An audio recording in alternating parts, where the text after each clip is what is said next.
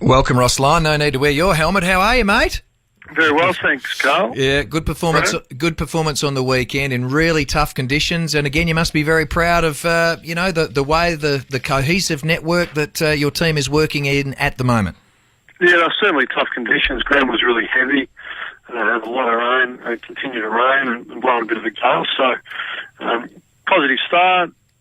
Lost their way, then really big second quarter. But it was more the attitude to keep on fighting and never give up. It was fantastic from the whole group. No, it was terrific. You're winning some fans, and I know that the players in the club are winning a lot of fans. That's not your interest. Your interest, no doubt, to be successful as far as a footy club overall. But you said only as good as your next performance when you're talking after the match. But overall, after 10 rounds, you'd be pretty pleased, Ross, wouldn't you?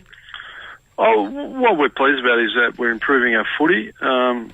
There's some great lessons you can learn from others. Essendon were 10-0 last year, so we put ourselves in a position to control our own destiny, but we're only 6 points clear of the 8th place team, so nothing's achieved yet.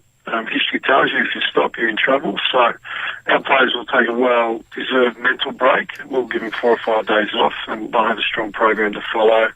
We'll keep the majority of the younger players going at Peel. We've got 15 that stay behind. And, we come back on the Monday refreshed and ready to go, with some big challenges in front of us. What's pleased you the most to your bye, which obviously you've got this weekend in the season? Our leadership on the ground in tight games. We've been quite strong. I think we played in 4 tight ones, 1-2, drew 1, and we're in a position to win the other one against Essendon, where we had the final shot pretty much on goal. So the mental toughness to work together under pressure has been pleasing, and the on-field leadership and the ability, to show good resilience and when challenged, respond. But we've got plenty of improvement in us, and hopefully, Pavlich and Walters and Sandilands at some point can get back and make an impact, but we're not counting on it, even though it would be nice. Yeah, it's interesting what you're saying regarding those players coming back. It almost gets a situation will it in any way affect the balance of the team and what you've achieved so far to the halfway stage of the season? Well, there's a lot that goes into that mix, so certainly we like quality available, and historically they've been very good for us, but they need to be able to spend some time. Michael Walters will clearly be back, and they'll all be back. It's just a matter of decisions as to when and, do they just train or do they go back through the waffle? All those sort of decisions have yet to be made, but to be truthful, they need to get through end-stage rehab, which is occurring over the ensuing couple of weeks. So we'll know more, and we'll keep all our members updated then.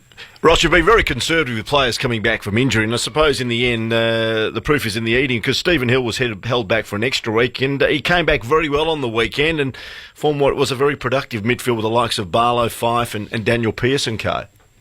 No, you're spot on. Stephen was a credit to himself and our rehabilitation team. And certainly Zach Clark has been the same, come back in and really been able to execute under pressure. The way Stephen ran it out, his last quarter, I think he had 7 possessions and ran it out strong and worked. So he worked really hard, and it just means they've got good resources around them to guide them through, because rehab can be difficult. But he contributed strongly, as Zach Clark has. Any chance that Pav is going to have to go back through the waffle? Apparently they've made a special jumper for him, at number 128. We had a bloke ring us on Saturday morning from the Bulldogs. And I think they'll be changing it every quarter if he does, option him down the track. So, look, it wouldn't be our aim. I mean, he's been a fantastic player for us, and really to discuss it now is probably even inappropriate, really. It's just, so he's running, he needs to get through a few weeks of rehab, and then he'll tell us where he's at and what he thinks he's capable of. So we'll ultimately be guided by Matthew, I would think. Now, Michael Barlow is just a wonderful player, and he's done remarkably well after breaking his leg and coming back. Your impressions of him as a coach? You've coached a lot of players in your career. Well, he's got a big heart. When the game's up for grabs, his ability, his big engine to keep running and working and grind it out is very impressive. And look, his resilience to come back from an incredibly serious injury has been great to see, and we all admire him, and he's almost back to his best, I would think. So Well, he's got a lot of support out in the ground, but if you just drill into what he's been through, it's a really good story, and he never lost faith. But again, Jason Webber and Ken Withers, our doctor, and Jeff Boyle, head physio, not to mention the other guys as well, have been enormous in, just trying to find every avenue to help him and manage him and give him feedback and guide him through. So, I'm sure he appreciates their effort. And look, his family support, he's needed a lot of support. His family, has been great support for Michael. So it is a great story, and he'll be feeling good about himself. But from here, I really just focus on he needs to keep doing what he's doing. So, but he's a real team driver. There's no doubt about that. I'll tell you what's another good story, Ross. Zach Dawson made the career move of saying, I'm leaving St Kilda and going to Fremantle. And he's taken his game to another level, and he's become more an all-round player, which has developed under your tutelage as well. Oh, look, I think he's pretty similar to what he was.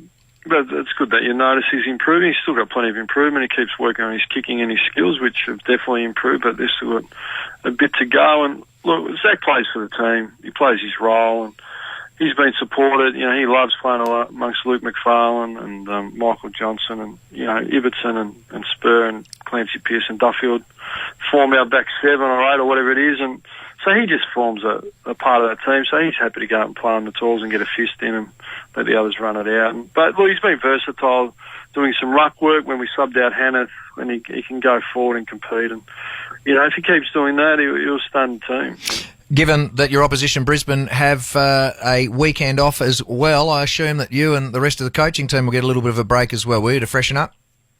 Yeah, a little bit. We'll the assistant coaches will check out probably 12 o'clock Thursday and come back in on the Monday. Our development team, headed by Simon Lloyd, and, there's Peel Thunder and West, so we've got Mellington at West Perth, and then you've got East Fremantle, Duffy and Simpson, plus all our Peel Thunder boys playing each other. So I'll go down and have a look at that as well. It would just be nice, bit of mental freshener without the full-on preparation of a senior AFL team sort of to confront. So that would be nice, yeah.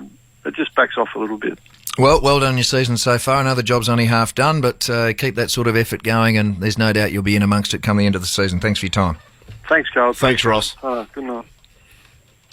Ross Lyon here on 882 6PR. The coaches back-to-back for Parkland Mazda and the all-new Mazda 6. On 882 6PR. And you can join the conversation. Your call's next. 922 182 is our number.